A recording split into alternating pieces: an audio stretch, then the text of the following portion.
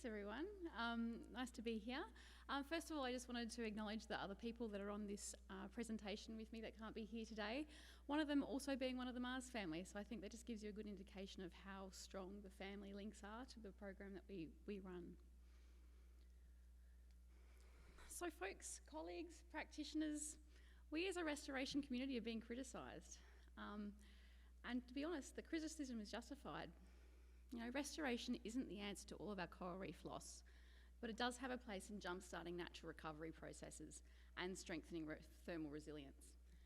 But I pose these questions to you now to have a think about later on. But what is the scale that we need to be at within restoration? And where does the global restoration community think our target should be in the next 5 years to be able to make a real difference? I'll leave you those questions to ponder. So in order to increase global reach and actually make a difference, we really need to be able to dramatically increase the number of people and organisations that are involved by reaching a much bigger, broader audience. And that's where the idea of businesses comes in. So Mars is a family business, and so because of that, we have this freedom. There's a lot of money that gets reinvested back into the business, and so we have this ability to be able to be bold and creative and make different decisions. And that's pretty much how our restoration program started. By having all this business thinking and all these different ideas coming in that aren't just from coral restoration scientists, for example, we have more accessible, relevant and compelling and wider audiences that we can talk to. This then increases the probability that other large organisations are going to come on board and come along on that wave and ultimately scale up global coral reef restoration efforts. So how do we do that? Well, at least within Mars. Well, in the training world, there's a fine line between training the masses versus effective transformational learning. The last thing we want is 50 people trained each week, but they're not well enough that those reef stars start washing up on a beach because we didn't get that part about anchoring and we didn't give it the time it deserved. We also need to think about the experience of those people that we're training. So we're going to have different levels of training, which is why I've got my little medals up there for you. So the bronze medal is pretty much, introductory, learning about what we're doing and how the process works.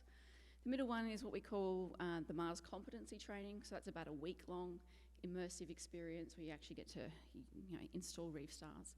And then the gold star, I suppose, is becoming a trainer yourself and taking yourself further and starting to train others.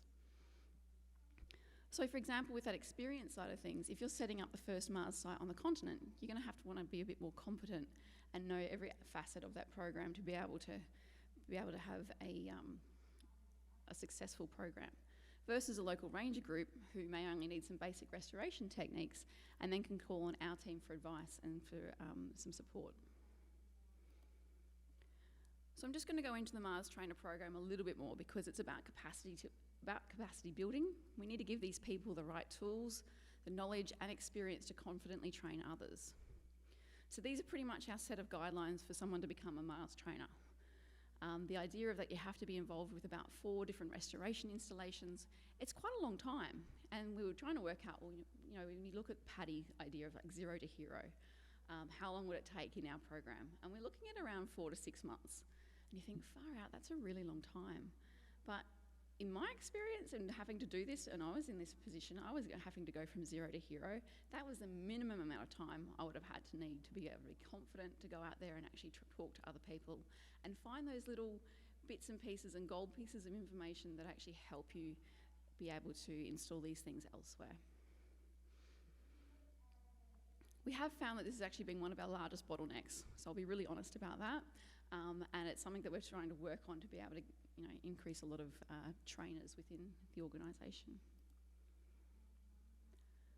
The other way we can expand capacity is having task forces, and this task force principle is really cool, and it's been a partnership with Bloomberg Philanthropies who have supported the Coral Triangle in Indonesia to become a restoration task force.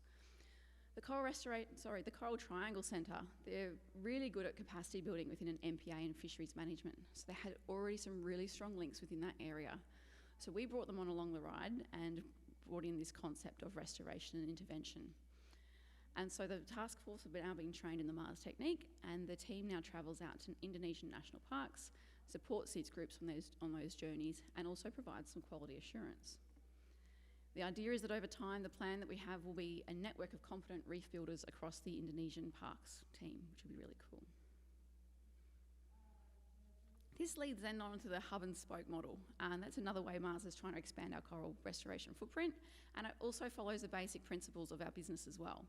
You know, you pretty much have a factory in a central area, and you bring in your raw materials to be able to make chocolate, for example.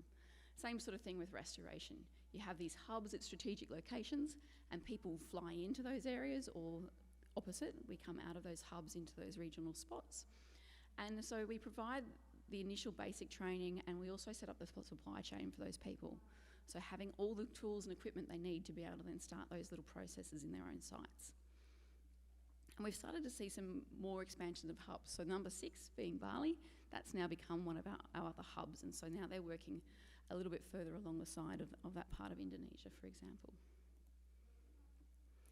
Now, I also want to touch on to the Hope Grows campaign. So this was a global program designed to inspire people to take action to restore coral reefs. It's led by cat food brand Sheba, which is also owned by Mars. So it's a purpose-led brand, one which actually genuinely wants to make a difference, and in turn provides our program with long-term stable funding, with our current funding committed to 2029, which is almost unheard of. So this is the big part of it. We launched this Hope Reef. The word hope was built in 2019, and the whole campaign was launched in 2021.